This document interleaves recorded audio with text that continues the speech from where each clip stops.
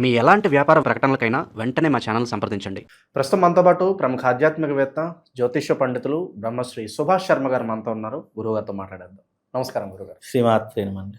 గురుగారు, శ్రీ పరాభవ నామ సంవత్సరం, ఈ కొత్త సంవత్సరం ఉగాది రాశి ఫలితాలు చర్చించుకుందాం. దానిలో భాగంగా వృషభ రాశి వాళ్ళకి ఈ కొత్త సంవత్సరం ఏ విధంగా ఉంటుంది? ఉగాది పచ్చడిలో అనేక రుచులు ఉన్నట్లుగా మరి ఏ రుచి ఈ సంవత్సరం వీళ్ళకి ఎక్కువగా తగులుతుందంటారు? తప్పకుండా తెలియజేస్తాను. ముందుగా వీక్షిస్తున్న ప్రేక్షకులందరికీ శ్రీమాత్రే నమః, శ్రీ గురుభ్యో నమః. యాదేవి సర్వభూతేషు మాతృరూపేణ సంస్థిత. నమస్తస్సై నమస్తస్సై నమస్తస్సై నమో నమః. ముందుగా పరాభవ నామ సంవత్సరం. పరాభవము అని అంటే గనక ఏమిటి అంటే గనక దుఃఖము, కష్టము, అలాగే శ్రమ, ఇవన్నీ కూడా అధికంగా చేసేటటువంటిది పరాభవము అని దానికి అర్థము.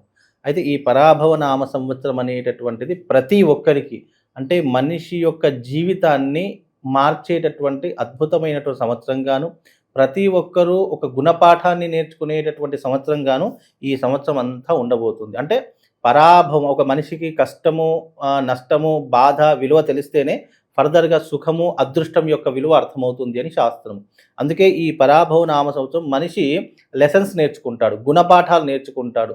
మంచివాడు, చెడ్డవాడు ఎవరు, ఏమిటి అనేటటువంటిది, మన జీవితంలో ముఖ్యమైనటువంటి వాడు ఎవరు, మనతో చేయూతనిచ్చేవాడు ఎవరు, మనల్ని కష్టపెట్టేవాడు, ఇవన్నీ కూడా తెలుసుకునేటటువంటి సంవత్సరము పరాభవ నామ సంవత్సరం. ఈ పరాభవ నామ సంవత్సరంలో కష్టము, బాధ, దుఃఖములు ప్రతి ఒక్కరికి ఎదురవుతాయి.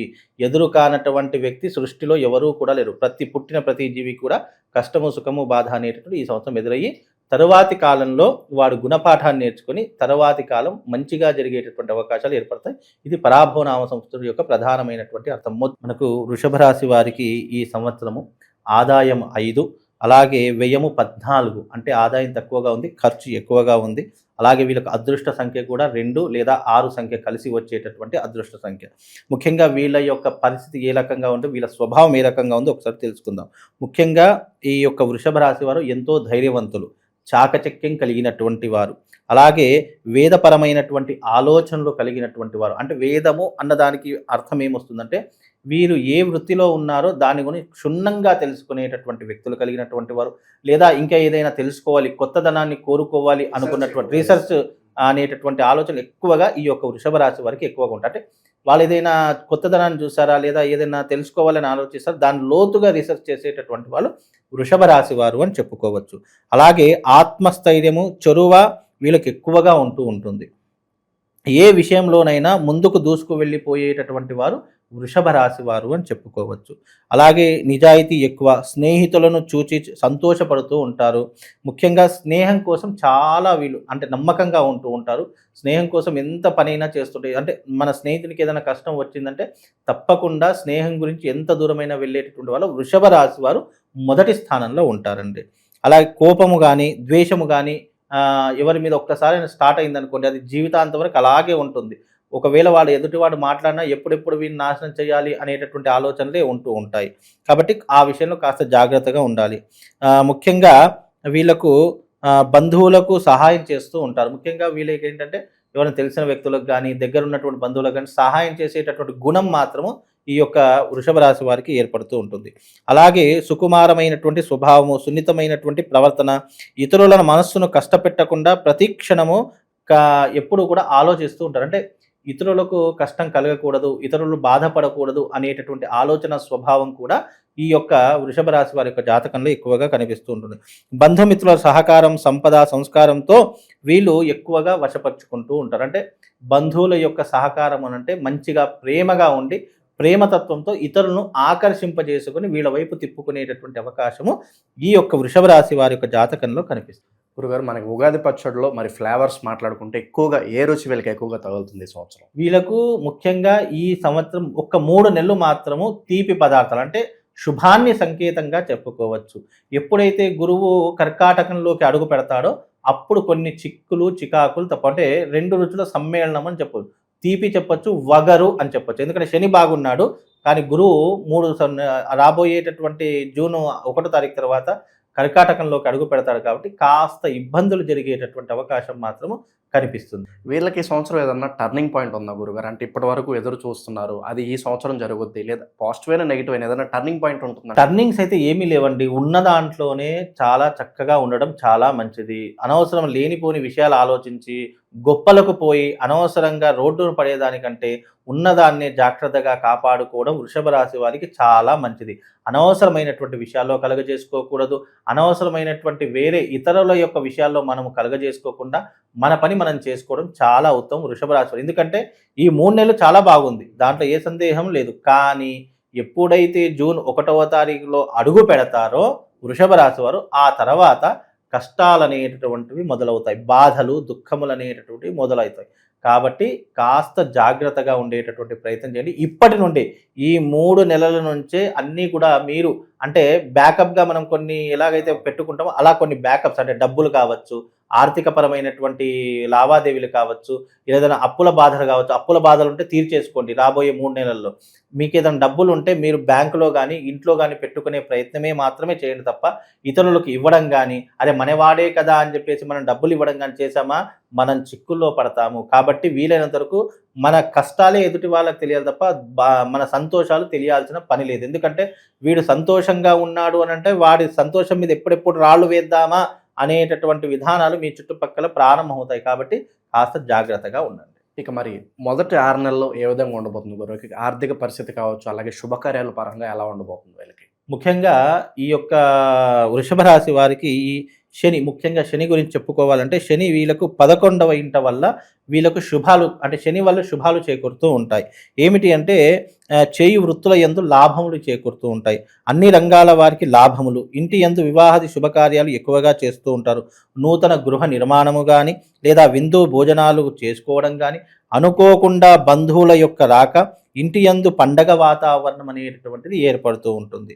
అలాగే ముఖ్యంగా నూతన వస్త్రాలు, బంగారము, వాహనము, భూమి కొనుట, తీయని పదార్థాలను భుజించుట, సమాజంలో స్థాన గౌరవము ఉంటుంది. అంటే శని 11వ ఇంట్లో మేలు చేసేటటువంటి స్థానం. వృషభ రాశి వారికి శని మేలు చేసేటటువంటి స్థానంలో ఉన్నాడు కాబట్టి ఈ సంవత్సరము శని వల్ల ఎలాంటి ఇబ్బంది లేదు.